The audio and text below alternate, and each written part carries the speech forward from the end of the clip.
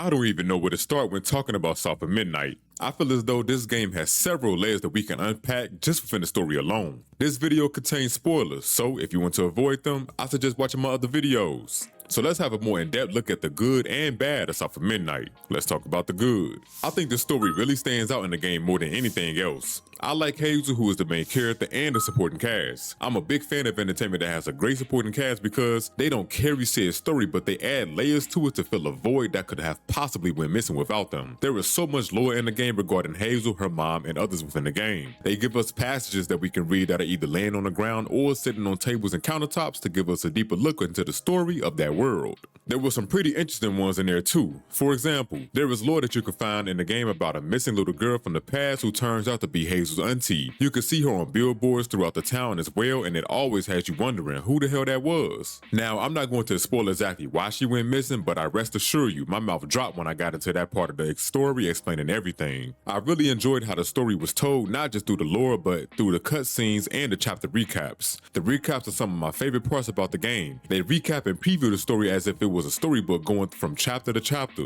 It's small animations depicting what's happening as you transition to the next chapter, all while a giant talking fish is leading you the way. It was fun and definitely kept me engaged. So if you're looking for a game with exceptional storytelling, then play South of Midnight. One of the best stories I've played in a long while. You could tell they put their foot into this one. Next, let's talk about the gameplay. Now, I've already given a deep analysis on the gameplay in my previous video, so go make sure you watch that. But I wanted to talk about it a little bit here since this is my full review. I'm going to be honest, the gameplay is nothing special, but it is pretty straightforward. You have a small skill tree that unlocks as you progress through the story, which I like a lot, so you don't have to do anything extra but to play the game. The attacks are very simple, just tap X, and you have a cute little friend that you acquire along the way called Crouton. With Crouton by your side, you gain access to more abilities such as Stasis, a grappling hook ability where you can either reel enemies in or close the distance by jumping towards them. It's a decent little ability. To add a little more razzle-dazzle to the combat, you get a dodge mechanic with a double jump you can use. Now, it's not much use for the double jump in combat, but that dodge button really helps you get up out that jam. When exploring the world, you have the ability to double jump and glide to help you get to certain areas or gain some key items. You scale certain landscapes in order to progress the story, and sometimes they take you into high places just so you can bask in the scenery because the game is really pretty, which makes you want to explore this linear game. With that being said, I can't stress enough how beautiful this game is. With all the great looking games that came out this year, including Expedition 33, Kingdom Come Deliverance 2, Doom the Dark Ages, Wu-Chang Fallen Feathers, etc., I think South of Midnight is definitely one of the best looking games to drop this year alone. The art styles what really stands out, making it extremely unique visually. Compulsion Games went with a stop motion art direction that surprisingly meshed well with the overall aspect of the game. What's cool about it too is you could turn it off, but doing so doesn't change much in my opinion, and leaving the stop motion on is what made the game unique. I think they nailed it perfectly. The design of the characters all stand out, all the way down to the enemies called Haints. What I noticed is how they use the colors of the game to really showcase the type of atmosphere that was surrounding you. For example, at the beginning before the storm hit, everything was dark and gray on the outside, showing that trouble was afoot. But inside the home, they used a lot of warm colors, showcasing a safe space. I don't know why, but it reminded me of the safe house from Left 4 Dead. No correlation whatsoever, but that seems to come to mind for whatever reason. The way they introduced us to the big talking catfish and how vibrant he looked really showed that he was a mythical creature. Using an array of colors to showcase symbolism, mood changes, hatred, love, worry, and despair is an important part to the game as a whole itself. The use of different vibrant and dull colors helped add attention to detail to the story that I feel was needed. The level design looked great also. Every area felt as though it was telling a story of its own. Even though the game is linear, I wanted to explore every nook and cranny it had, hoping to find something new to look at. The dev team knew exactly what they were doing designing this game with care. They put their foot into this one. As far as replayability goes, it's most certainly there for the ones who want to experience the story again in case you missed out on some key points in the story along the way, or you failed to collect all the items in game if you're an achievement hunter. The beauty in this game alone is enough to bring me back just so I could look at it one last time. One last thing I want to touch on is the music. The music is amazing in this game. Another reason I was fully engaged with it. You can hear different types of instruments and sounds being used under the genres jazz, blues, and country. Each song literally tells a story of what is going on, what Hazel feels, and the atmosphere at the moment. I love when games have music that correlates to exactly what's happening in the game. They literally have lyrics to the songs if you're listening, and you will know they are singing about what is happening. Shit is pretty cool. I need the soundtrack on vinyl, and when I get it, I'll show it off for sure. Now, even though I think this game is great, it's definitely far from perfect, and I really think it could have been if they focused on one of the main features in the game a lot more. With that being said, let's talk about the bad. Honestly, it's not much bad I can say about this game except for the combat and that this game does not have a photo mode. Remember earlier how I said the combat is nothing special? Well, that's because it isn't. After a few fights and unlocking everything regarding the combat, it gets repetitive quickly. All you do to fight is tap X. You could try and chain some combos together with Hazel's other abilities, but it feels clunky as if there is a delay when trying to chain something together. But it feels off-putting. Honestly, it's not much bad I can say about this game except for the combat and that this game does not have a photo mode. Remember earlier how I said the combat is nothing special? Well, that's because it isn't. After a few fights and unlocking everything regarding the combat, it gets repetitive quickly. All you do to fight is tap X. You could try and chain some combos together with Hazel's other abilities, but it feels clunky as if there is a delay when trying to chain something together, but it feels off-putting. Also, when using the left trigger abilities, the cooldown for them is a little too slow. It almost slows down the combat in my opinion because it just doesn't have that ebb and flow that I'm normally used to in other games. I think if they just put a little more effort towards that, this game would have been a 10 out of 10, hands down. Game of the Year contender as well. Now, with this game not having photo mode, it's very disappointing in my opinion, just for the simple fact this game is way too beautiful not to have it. Compulsion Games dropped the ball on that one. Do you know how many pics I would have taken and posted all over social media? A shit ton. Overall, outside of the minor issues I had with this game, I really enjoyed it. This is one of the games that I can thoroughly appreciate for what it is and recommend to anyone that is looking for something new to play. The game has phenomenal voice acting with believable southern accents. Fun fact, did you know it was some of these voice actors' first gigs? A great story with combat that is doable. If you are looking for a game with depth, teaches you about culture without being too preachy and respects your time, because the game is only about 10 to 12 hours long, then South of Midnight just might be for you. It's on Game Pass right now, and if you aren't subbed to it, then the game is only $40, and I think it's worth every penny. Go ahead and give this a try, and I promise you won't be disappointed.